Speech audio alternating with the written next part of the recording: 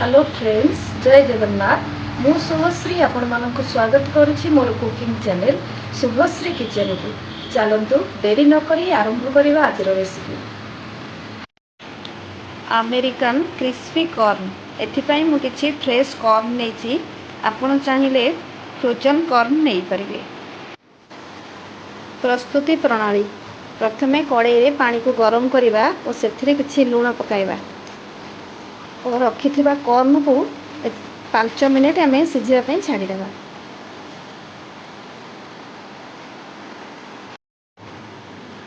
Gas को of करवा और यह स्ट्रेनर रे छाणी रखिबा। कॉर्न ठंडा होला परे 2 चम्मच कॉर्नफ्लोर, 1 चम्मच मैदा, आवश्यक अनुसार लूण, किछि गोलमरीच गुंड, किछि काश्मीर रेड मिर्ची देई एक भल भाव मिसेइबा।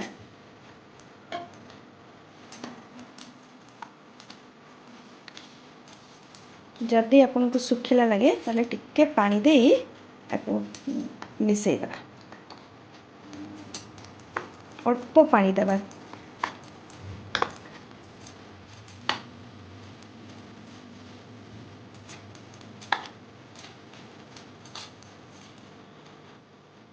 कोटिंग पाई 2 भाग कॉर्नफ्लोर 1 भाग मैदा रहिबो। आपण आपणकर क्वांटिटी हिसाब रे कम बेसी करि परिबे। एहाकू एमती चलै दबा। बाकी थिबा गुंड गुडी को एमती झड़ी जिवो।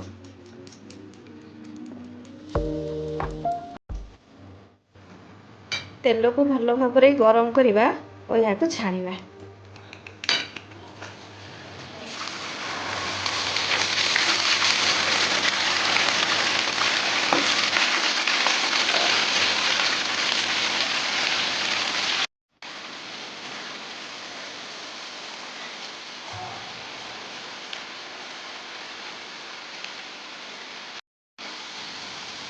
एबे काढी नेबा।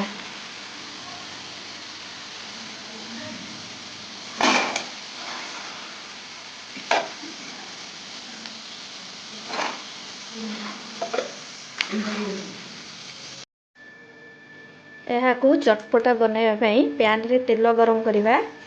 सेथिरे कटा रसुण, कटा अदा और कंचा लंका को पकई चिकन फ्राई करवा।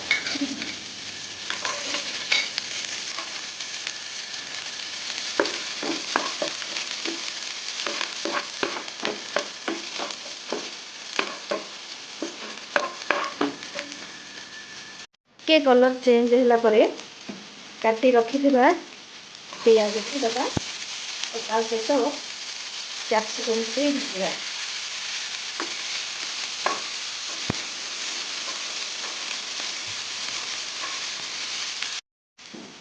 पियाज और कैप्सिकम को चुन चुन कर काटिबे और बेसी समय आपको भाजिबे नहीं। एथिरे एबे कॉर्न को दे देबा।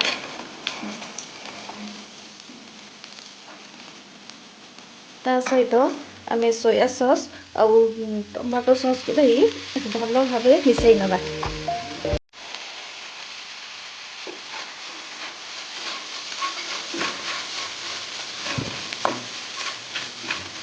गैस रो फ्लेम को हाई रे रखिबा।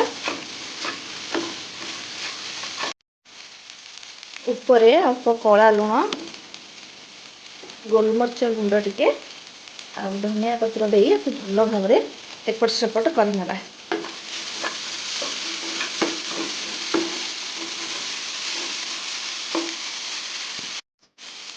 एबे रेडी हो जाइए अमेरिकन क्रिस्पी कॉर्न। प्लेट को सर्व करिबा। एबे प्रस्तुत हो जाइए आपणकर अमेरिकन क्रिस्पी कॉर्न। आशा करुछि यह आपण माननको निश्चय भल लागिबो। भल लागिले लाइक करिवे, शेयर करिवे और सब्सक्राइब करबा को जम्मा भी भूलिबेनी।